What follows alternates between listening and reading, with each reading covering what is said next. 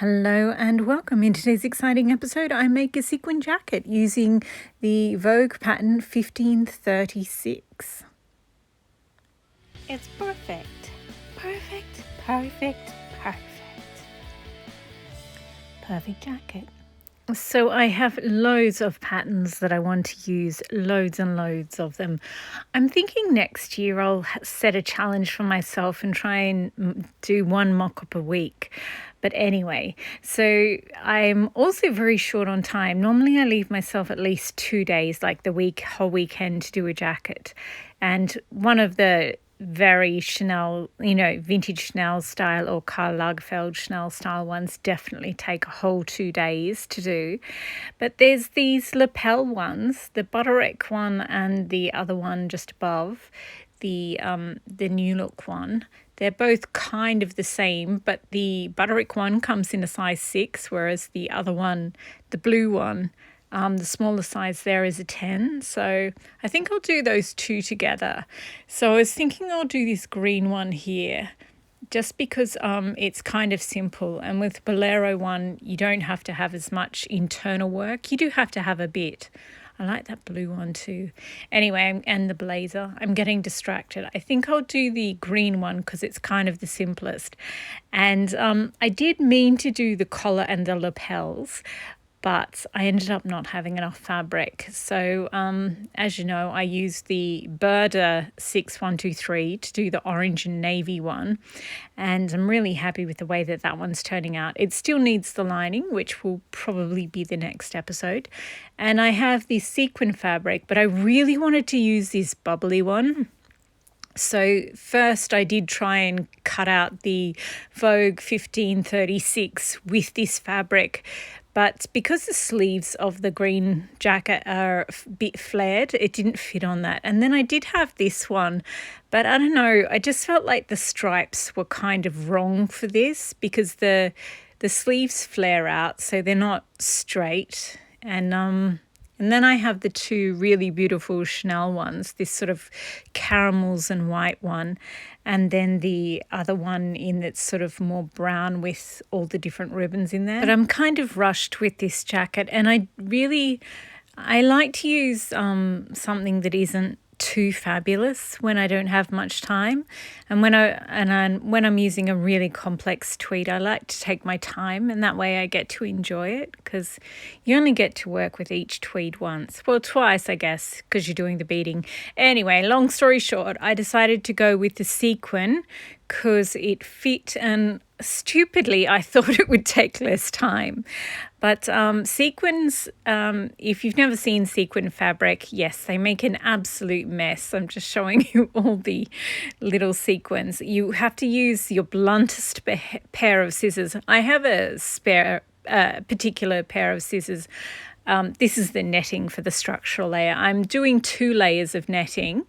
It's just like 1950s petticoat net for, I just cut the pieces in the sequin fabric, and then I cut the pieces in the netting. I cut 2 layers of the netting because I'm going to do beading on this jacket eventually, so it's going to need to support the weight. And now I'm just trying to decide what silk to use for the lining. I end up going with the magenta. This one with the green background and the gems on it does match really well, but I'm thinking of doing autumn tones and maybe some magenta in the beading. So the magenta will eventually suit it really, really well, even if you feel like it sort of clashes a little at the moment. So anyway, then I'd already cut out the sequin bits, the backing bits, and now I just had to cut out the lining. So there's a little bit gap in the middle, and because the front 2 panels of the lining are actually sequin, this is them there. So as I said, I cut out the 2 layers of netting and I pinned them together. And once you pin the 2 layers of net structural layers together, then you sort of have to carefully drape over the sequin fabric. And sequin fabric, if you've never seen it in person, never sort of touched it and felt it, it's on like this really stretchy tulle. It's not tulle, it's a really, really fine mesh. and then they just sew the sequin to it. So yeah, it's not very stable. So that's why you have to have the backing fabric to stabilize it, so that it's more like a woven rather than a super stretchy knit. This way it has integrity. So I just carefully pinned all 3 layers together, and because this is going to be the inside of the front, it's basically part of the lining, there's not going to be any beading on there. So I have to stitch all these together, and because otherwise over time it will just sag. And I was going to get out my, I've got a sequin jacket that I made 12 years ago. And yeah, it's as beautiful today as it was when I made it. So I always get asked, 1 or 2 people ask me, is it really worth doing all this backing, using backing fabric and stitching the backing fabric to the outer fabric? And my answer is yes. I mean, it's your sewing room, it's your hobby, you do what you want. This is just the outer jacket. So these are the front, left and right, and the back. And I just did the same thing. There's 2 layers of backing, 1 layer of outer fabric, carefully pinned the 2 back layers together, structural layers together, and then pin the outer fabric. And now once I did that, then I pinned all the pieces together, so the left and the right front plus the back. So now I'm just going to machine sew them at the sides and at the shoulders. So, and at this point I remembered that I'm making the outer jacket and the complete lining as 2 separate jackets basically. So then I hand stitched along the front center here. Normally I make the jackets a different way, but anyway, so that was ready to go in the machine sewing pile. So now I've got the lining torso and the outer jacket torso all ready to machine sew. So now we need to do the sleeves. And once again, the most common mistake people make when they make a jacket is they make 2 left sleeves or 2 right sleeves. So I always put the back has 2 notches of your sleeve, and the front of the sleeve has 1 notch. So where it has 2 notches, I always put a brightly coloured pin, and that way I know where the back is. And so you can see the backs at the centre of each. So they're opposites. So I've got 1 left and 1 right. So that's, it's just apparently a really common mistake. So make sure you always have 1 left and 1 right.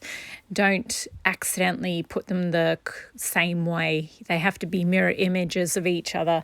So after I'd pinned the 2 structural layers together of the left and the 2 of the right, then I draped over the outer fabric, and once they were pinned around the edge, I pinned them 3 rows in the middle, because I am going to bead this, but it's just going to be really difficult because it's such a big sleeve. It would sag, so it was just easier to do 3 rows of stitching to keep all the layers in the right spot. And also the sleeves are really hard to do with sequin fabric, because sequin fabric is notorious for making your sewing machine needles break. So, spoiler alert, I managed to do it without breaking a single needle, but that's because I've got a really good vintage machine, and also because I did a lot of it by hand. Anyway, I also hand stitched along the bottom because it's just easier if you do. So once all that ridiculous amount of hand stitching was done, then I could finally pin the 2 edges together and make it a whole sleeve. Oh, this is me doing the second sleeve. I'm not sure you really needed to see me doing the second sleeve, but these sleeves took so long to do all this hand stitching in. Oh, and when you are hand sewing into sequin fabric, for the love of God, make sure your needle is small enough to fit through the micro sequins, because the middle, it's like a little donut, and the hole in the middle, if you use a hand sewing needle that's too big to fit through there, it will just take you forever. So I found that out the hard way, because I haven't used sequin fabric in such a long time. And yeah, but eventually I did them and I pinned them together. So now everything, oh, I also obviously cut out the sleeves for the lining in silk and I pinned them together. So now everything is machine sewn and I'm starting to pin back the seam allowance, which I then have to hand stitch down. So I've got the torso of the jacket. Oh, and I also realised that I really do have to, for the back of the jacket and the two sides of the front, I really do need to stitch all the layers together as well. I should have done it before, but I was trying to rush, and you really can't rush when you're working with sequin fabric. It's just such an unstable fabric that you have to sort of, I bet it looks fantastic once it's done. But oh my gosh, there's just so much hand sewing in this. It was ridiculous. And I also did the sleeves, and turning out sequin fabric is so difficult because it catches on itself. Like every millimeter you try to move, oh my gosh, it just took forever, but it looks so fabulous. It's so glittery. It's adorable. Anyway, and then I turned up the calf, and I hand stitched that down as well, because it's just easier to do that on your sleeves before you attach them to the torso of the jacket. So yeah. And then I had to hand stitch using magenta thread. I hand stitched the seam allowance to the inside of the jacket. And I really love the magenta and this burnt orange together. I think they look absolutely adorable. So cute. Anyway, so once all that hand stitching was done, it's time to attach the sleeves. And sewing with sequin fabric is just impossible, and setting sleeves is difficult enough at the best of times, like even when you're using an easy to work with fabric. But with this one, I just felt like it was easy to do hand sew my sleeves in. Normally I use sewing machine, but apparently people have really hard time setting sleeves with a sewing machine. That sewing podcast, Love to Sew, had an whole episode on sleeves. So I decided to see if hand sewing was much harder. It's actually not, but it might just be that I do a lot of hand stitching. But I found it really easy, probably easier to hand sew my sleeves in than to do them by machine, which surprised me. For some reason, I think machine sewing must be easier, but it's really not. Anyway, and I've always wanted to completely make a jacket just by hand stitches, but I feel like I never quite have the time. Anyway, so the outer jacket is done. And the secret to getting a beautifully shaped sleeve, in my opinion, is once you've sewn the sleeve, then you push you clip the curves and you trim down the bottom third, the bit just under the arm. Only trim it down, your seam allowance down by half. And then you pin the seam allowance into the sleeve, and I stitch it twice. Once from the outside, and then I turn the jacket inside and I stitch it again from the inside. And that is how I get those beautifully shaped sleeves. And once the outer jacket was done, then I did the lining. Some people find silk much more daunting to do. Other people find sequin fabric or tweed much more difficult to do. Whichever you find easier. If you find silk easier, then do the lining first as a sort of practice run, or vice versa if you find tweed easier. Obviously, you've already done your mock-up too in like just a stiff cotton. So that gives you practice on all the hard things like setting sleeves and everything. Anyway, once it's done, then you have to attach the two jackets together. So you put the outer layer on the bench, and then you just put the silk lining over the top, and then you join them in the center front and right around the neckline, and then you machine sew. I sew the two center fronts, then I do the neckline. And if I'm beading, so I didn't sew the bottom as well, But if you just want a jacket, then you sew them together at the bottom as well. Because this is a bolero, you don't do it the proper jacket way. And as you can see, after I machine sewed, I clipped the curve of the neckline and the corners so that they would clip the corners as well. Then I turned it out and I pressed the corners out, and I've pinned all the layers together. And then I just went around and top stitched them. You can't see my top stitches because they're nestled in under the sequins, but I basically just hand stitched up one center front, around the neckline, and then down the other center front. And there we go. It's as I said, I haven't done the hem yet because I'm going to bead it and then turn up the hem.